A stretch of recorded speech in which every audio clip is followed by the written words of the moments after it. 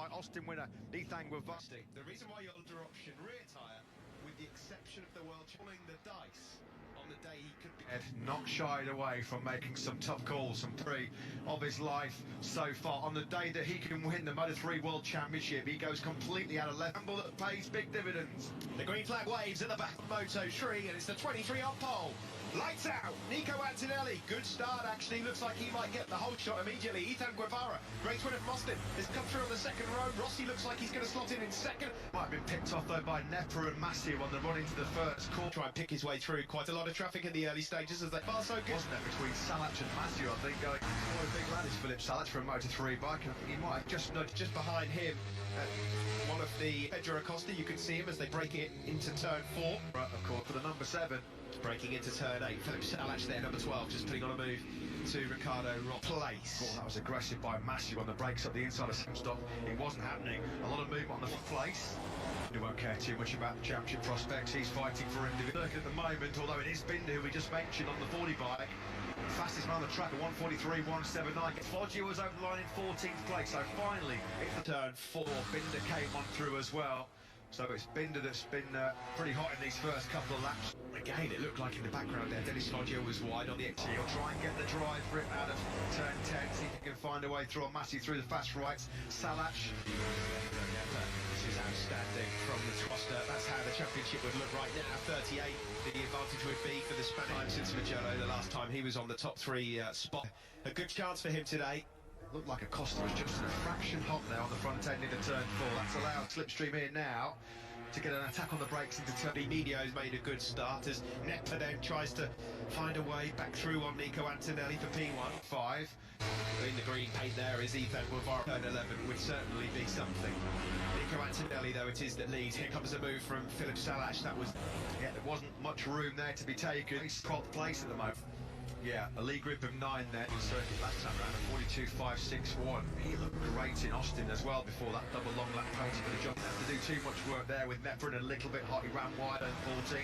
Just see the bottom left there. Dennis Foggia's just made another move. He could do with getting to the front of this group. He's up into 12th. That group quickly. We've seen Acosta operate like this so often. He's trying to find that beautifully done. Hard on the gas now to make sure there's not Acosta's done so often this year. He's been happy just to sit inside that top 5 or 6, and then late on when he... Darren Binder's just been punted a bit wide. Into turn 14, and a frank exchange of views by the looks of it. In turn 10, it looks like Rossi's come out the worst angle. Oh, blimey. That could have been an awful lot there to avoid. Way back. And he makes it through on Nepa. He's been strong on the brakes. To 1 as well, Dennis Foggia. Just sit behind him because Foggia's... Nico Antonelli, though, it is that leads. He doesn't care one bit about the World Championship. He just wants his first win of the season. But here comes 12. Now up to 13 and 14. Much better performance from Acosta here in Bizarno than we saw from him 5 weeks ago. That's for sure. This lead group. Acosta just being given the information he needs across the lead from that top. Fantastically well at the moment. Nepa nips back that second with Dennis Foggia, so you can see with your own eyes what so far by Andre. Nepa to turns 9 to the back straight we go up towards turn 11. A bit of daylight between Nico Antonelli and Jaume Massieu in second. Massieu got the whole way Lorenzo Pofera move, wasn't it? That one. He's in a lit 14. He'll have the inside line over 15. Just chopped Acosta's nose off.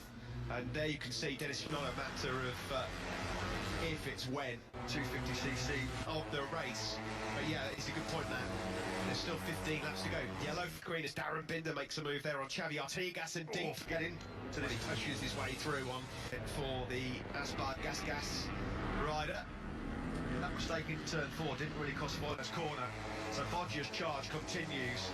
5 weeks ago, over 3 seconds clear when he crashed out of the lead at turn 15. A mistake that cost him the chance all weekend so far for Venati. Artigas. Pedro Acosta, the only rider at the Grand Prix of Styria, which sees Nepa up the inside of Guevara for second to turn 16. He would have gone jumped with Dunlop and the Red Bull cable there from the pit boards of Pedro Acosta. It's tight, I'm not sure. Yeah, I mean, Foggia, he quickly just into this lead group, but he's been sat now behind his teammate Artigas for a couple of laps, and he's kind of got stuck there, colleague. Yeah, he's got some good slipstream. That is in P1, 11. Well, he's methodically worked his way through. The front does come out on top. He's to Nico Antonelli. It was a rear end wobble on the exit of... He ran a real tight line of curves there, didn't he, on the inside? I just wonder perhaps whether the curves are still maybe a little bit damp in dearly. Oh, and he's kicked up as well there. Nepa got him, and Massia comes sweeping on through.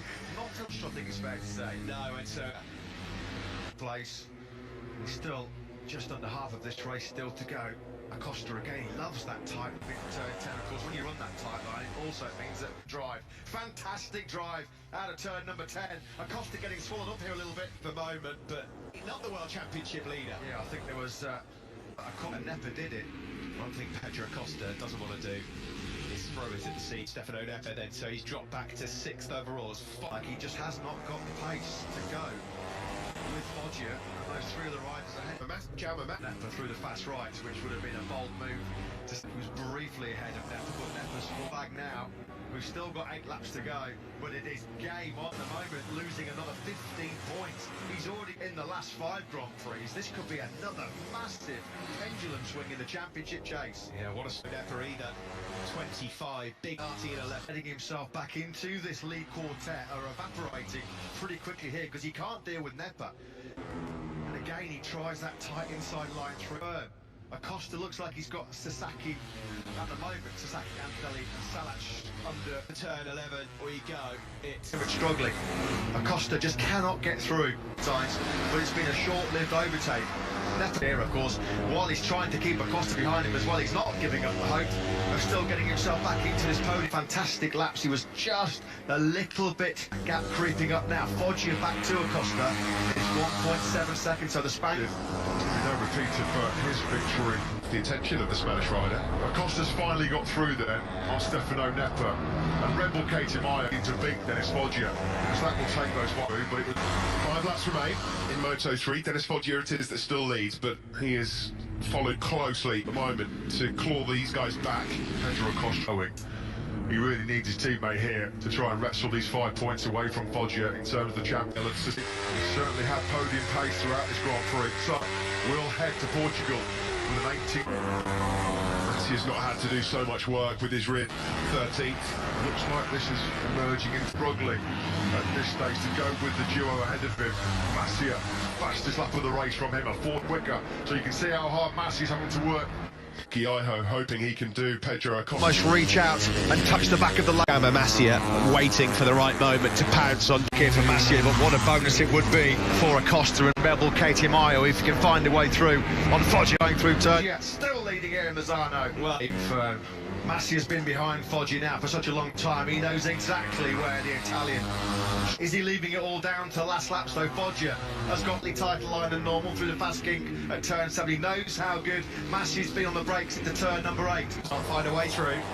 Just wonder whether Binder is hitting surrendering podium if he's not careful. The South African mate. Well, this is all set up for a grandstand finish. KTM and some crucial World Championship points. At 17 corners now for Darren Binder because he's dropped right back into the clutches of Nepa, Acosta and Antonelli. Talk about a big last lap in terms of the destiny of this 20 drive out of turn 6. Yeah, that's another good overtaking opportunity gone then for Jaume Massia. Now, important for him as he tries to find out. Going to be close enough to lunge on the inside into the final corner. It's been phenomenal from Foggia. Take a bow, Dennis Foggia. It rumbles on to Portugal. He wins again. Outstanding from him. Who takes third? It will be Pedro Acosta. Perhaps the most important podium. Wasn't it by Pedro Acosta? He started in 5th. It's a final lap by Dennis Foggia. He sets his fastest lap of the race on the last lap. Top 2 riders as we head to the penultimate round. Acosta picks up a crucial podium there in 3rd win. There's no doubt about it. There might be a 21 now who the best is in Moto3. That man there, isn't he? Let's hear from Mia Drag Couture. We heard from him just before. His man has done the business side.